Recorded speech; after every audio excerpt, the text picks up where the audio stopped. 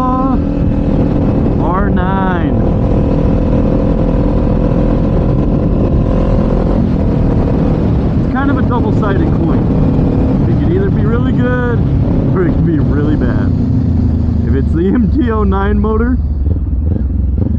it's really bad. Now, I know it's the CP3 motor, so that's the same motor that is in the MT09. So we can already assume it's going to have all the goods. It's going to have the 6-axis IMU. Shit, that just probably got all over the camera. But you know it's going to have all the goodies because Yamaha has all the goodies. It's going to have the 6-axis IMU. It's going to have the good traction control, wheelie control, lean angle sensors, the whole nine, right? It's going to have all that.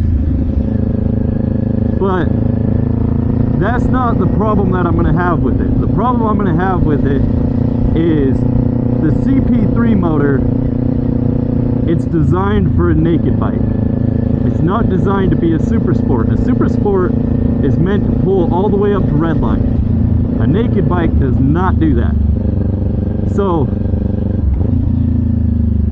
what I'm hoping is they're not about to pull a 900cc super sport that signs off at about 120, 130, right? What I'm hoping is we end up with something that, I mean, I hope they take that CP3 motor and rework it and make it to where it's able to rev up to about 16,000. And you'll be able to tell right away as soon as you see it in the dealership or as soon as you're able to see the tack in the releases. If this thing has a 16,000, 17,000 rev limit, then this is going to be an incredible bike. It's going to be pretty much a Gixxer 750 that's extremely updated on steroids, right? And the other side of the coin, we're basically gonna end up with something a little bit less than a 600. And I have both. I have the competitor. I know what I'm talking about. I have the Z900. I have gone against the MT09, and pretty much after 120, it had nothing for even the Z900. And even the Z900 will get worked by a legit 600, right? So what I'm worried about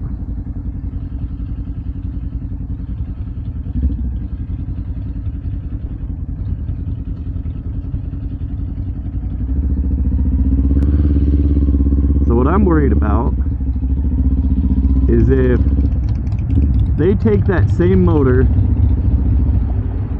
and put it in what is, and I'm using quotations here, a super sport. Keep in mind, a super sport does not sign off at 10,000 RPMs. It'll pull all the way to red line once it's unlocked, and even my 900, it won't pull all the way to red line. It's just not built to do that. The cams in it, everything is just not going to allow it. So it could go one of two ways. This thing's either going to be a bust or it's going to be incredible. The first way you're going to be able to tell is if they start trying to talk about 0 to 60 numbers. That's going to be a dead giveaway. So let me know down in the comments below. Do you guys think we're about to end up with something incredibly good, or are we about to end up with the slowest 900 Super Sport that has ever been blessed to this planet, thanks to Yamaha?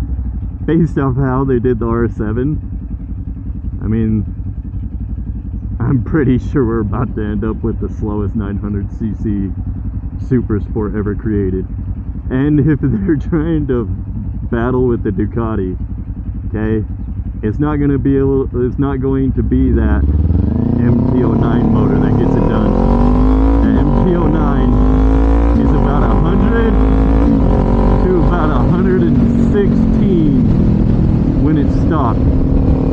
Alright, the Ducati V2 is 150. I think we're gonna end up with 100 to 116 horsepower right out of the gate. I don't think they're gonna have any kind of answer for a Ducati V2. Maybe after it gets worked a couple times by a Ducati V2, maybe in a couple years they'll add what they should have done the first year, just like most companies do. But let me know what you're thinking. I hope I'm wrong. I really do. I think a Gixxer 750 on steroids with all of Yamaha's tech that they've been putting out, I think that would just be incredible. And I would love to see it, but I highly doubt I'm going to. Again, I hope I'm wrong.